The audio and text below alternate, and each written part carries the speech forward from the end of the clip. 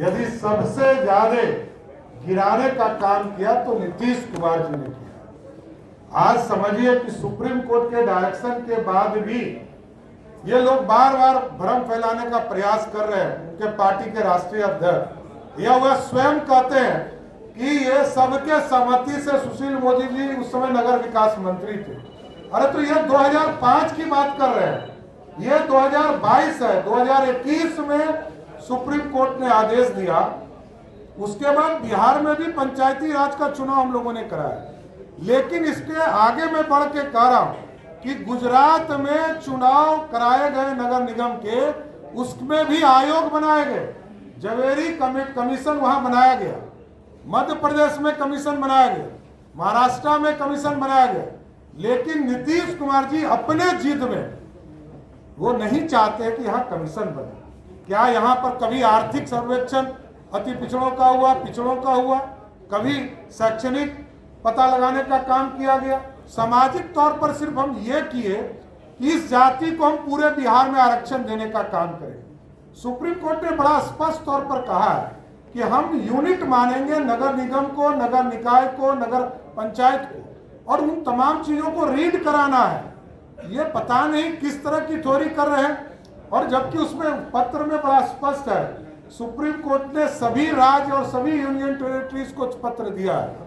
इसलिए यह नहीं कह सकते हैं कि हमारे राज्य को सूचना नहीं था। इसलिए मैं स्पष्ट तौर पर कह रहा हूं कि आज जो पोल खोल की राजनीति की बात कर रहे हैं, उनका सारा पोल खुल गया। आज जो जनता दल यूनाइटेड बैठी है, उनके सारे पोल खुल गए। हम तो ना 3 में है ना 13 में है, ना हम सरकार है ना हाई कोर्ट में हम बैठते हैं। हाई कोर्ट में भी एक संवैधानिक स्थिति बनी है, वह ऑटोनोमस बॉडी है, और बिहार की सरकार नीतीश कुमार लेड गवर्नमेंट है।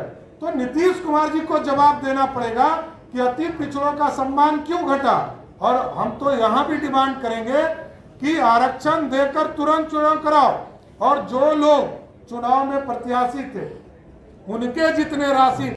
जब नगर निकाय के चुनाव आया तो उनको समझाया गया कि 2021 में इस तरह की घटना घट चुकी है, तो हम एक तदर्थ समिति बनाए। उन्होंने कहा कि नहीं, तब कोई ऐसा नहीं बनेगा। एजी ने भी रिकमेंडेशन किया। आप सब जानते हैं कि एडवोकेट जनरल का रिकमेंडेशन था कि ट्रिपल टेस्ट करा करके ही चुनाव होना चाहिए। उस रिकमेंडेशन को भी नकारा। तब तक नीतीश कुमार के मन में पाप आ गया था कि हम तथाकथित स्वप्न देखें इस देश के प्रधानमंत्री बनने का। भारतीय जनता पार्टी उस समय भी लगातार उनसे यह कह रही थी कि एक तदर्थ समिति बनाया जाए, जिससे कि नगर निगम, नगर परिषद, नगर पंचायत और सरकारी कर्मचारियों के हाथ में नहीं रहे, बल्कि जो जनप्रतिनिधि हैं, जब तक चुनाव नहीं होता है उनके हाथ में रहे।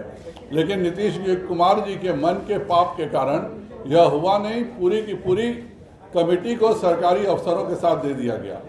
अब जब उनके साथी राष्ट्रीय जनता दल हो गए हैं, तो फिर वह 1990 में जब लालू जी और नीतीश जी की जोड़ी एक साथ थी, उस समय भी पंचायतों में नहीं दिया गया था आरक्षण, और वही काम आज फिलहाल नगर निकाय के साथ किया जा रहा है।